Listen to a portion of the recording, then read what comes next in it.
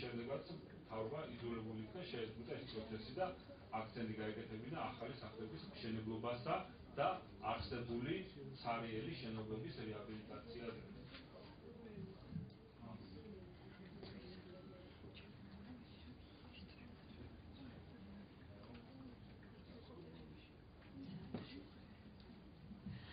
დიდი მადლობა პრეზენტაციისთვის, ნამდვილად ძალიან საინტერესო და ძალიან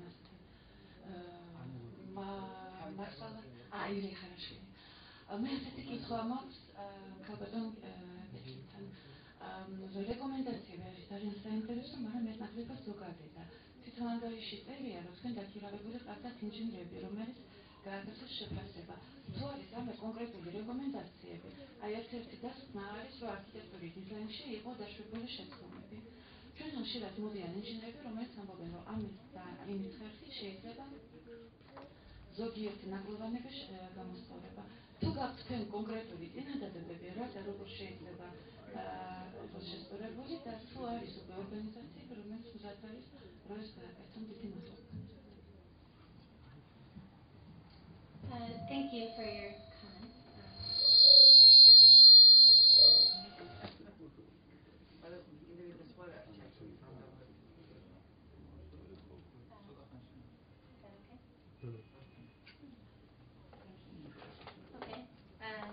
So your question is about whether there are very specific recommendations from the engineer.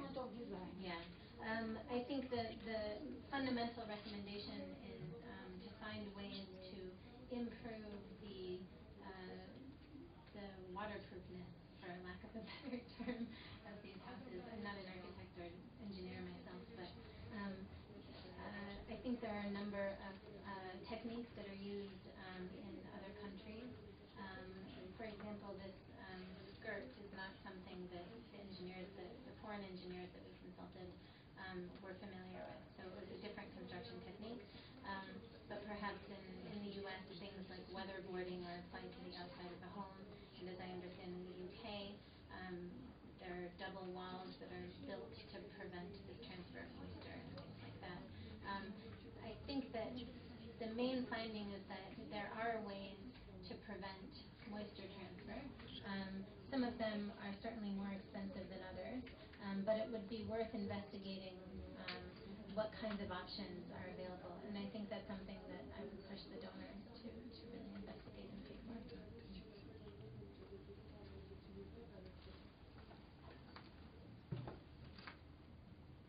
Nino Kalendarishvili, Demitāras Mთავრობო ორგანიზაციათა ქცევი სინერგია. დიდი მადლობა მეცნიერებად გაგიხადოთ ასეთი მრავალმხრივი მოხსენებისათვის, დიდი მადლობა კომენტარებისთვის, რომელიც გააკეთეს სტატონებმა.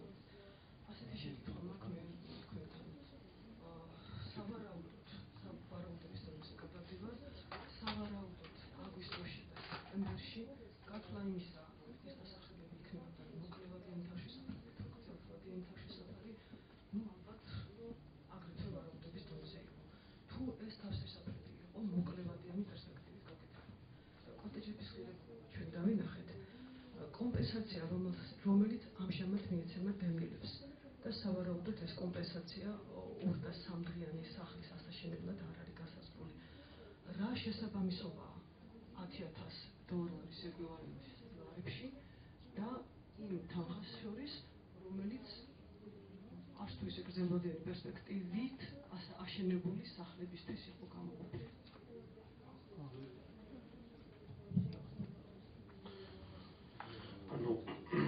თავიდანვე კითხვა არ ყოფილა, არც მეგეთ კითხვა მე არ მაქვს, რომ შესაძლებელი რომ გამოვიდოდა იქნება დროებითი გადაწყვეტა თუ გრძელვადიანი. ეს ხო გრძელვადიანი გადაწყვეტა ცხადია ჩანაფიქრი. უნდა აღვნიშნო, რომ საუბარი არის თანხაზე, ასე თქვენ ამბობთ, რომ თანხა მიგვეცა, ან რატო ის თანხა, რომელიც ხელზე მიეცემა დემილებს, არის თუ არა შესაბამისობაში იმ თანხასთან, რომელიც ან ორი კითხვა მათ ყოველთვის, რომ თანხა უნდა მიგვეცა საერთოდ, ან საერთოდ უნდა აგვეშენებინა თუ არ შემეძლება თანხა მიგვეცა, თუ თანხა მიგვეცა, რამდენი მიგვეცა. მაგალითად, დემილებს ხომ ეგეთი კითხვა. მოდი 27,000 ლარს თუ დავხარჯავ მშენებლობაში, ან და მომეც 27,000 ლარი მე. ხო არის გადაწყვეტა, 27,000 ლარს ხომ დახარჯავ დემილებს მიცემ, თუ პრობლემა მოგვარდება, პრინციპში ჩვენთვის მნიშვნელობა არ მაქვს. მაგრამ აქ ხაზი მინდა გავუსვა, რომ დაახლოებით სულ ცოტა 4,000 კოტეჯი აშენდა. მე დაემატა გერმანული და 4000 კოტეჯი აშენდა, პლუს 1500 ბინა გარემონდა. ან 4500 გადაწყვეტა, ჩვენ თანხით შეგვეთავაზებინა ვინმესთვის, გინდას 27000 ყოფილიყო, გინდა 30000 არ ყოფილიყო, ამას დევნილები ვერ მოაგვარებდნენ ამ თანხებით, ეს იყო შეუძლებელი.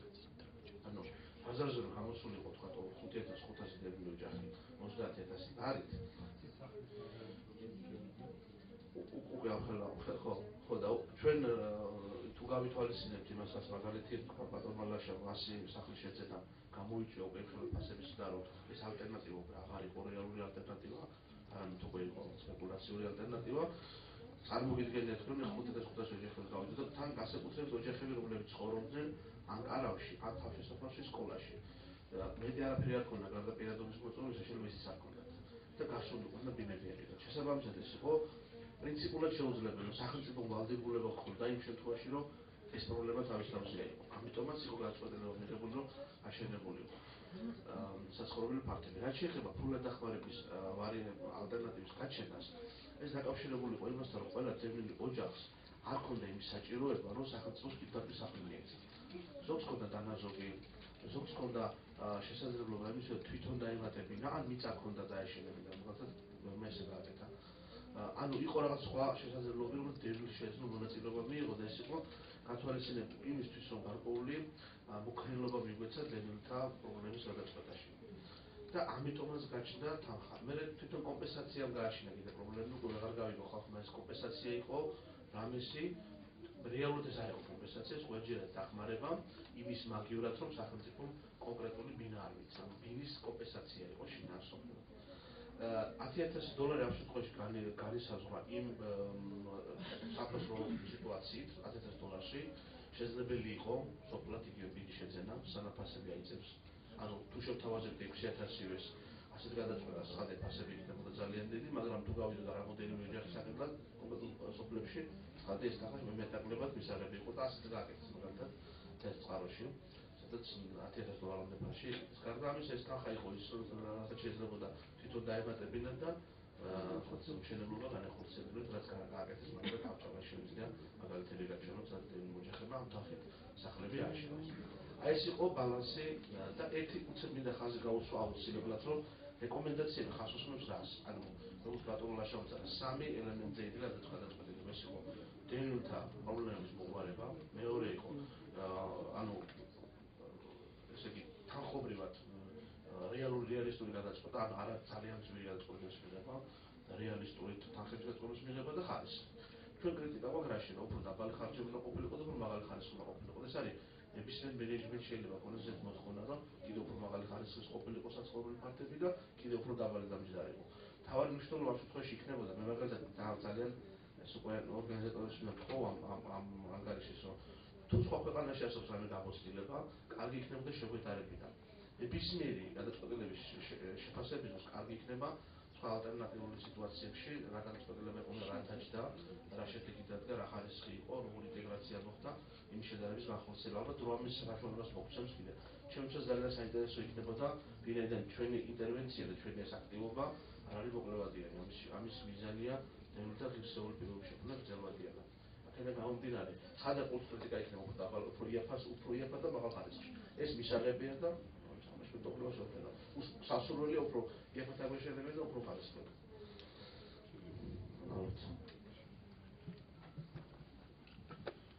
ადამიანთან ერთად ახორციელებდა მონიტორინგს ასეთი, არა მარტო ასეთი, ყველა დასახლების, კოტეჯებისა და კორპუსების დასახლებების ენერგომოხმარებისა და მასთან დაკავშირებული სამშენებლო კონსტრუქციული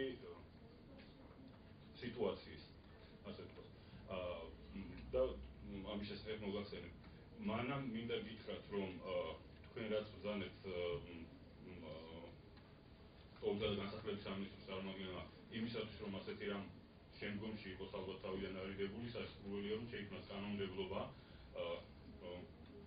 emergency სიტუაციებში, ოდიში ვერ მოვიფიქრებთ, რომ საგანგებო სიტუაციებში თუ რა წესით უნდა ხდებოდეს ტიპის ამ მსგავსი ტიპის მშენებლობების წარმოება და საერთოდ მშენებლობების წარმოება ზუსტად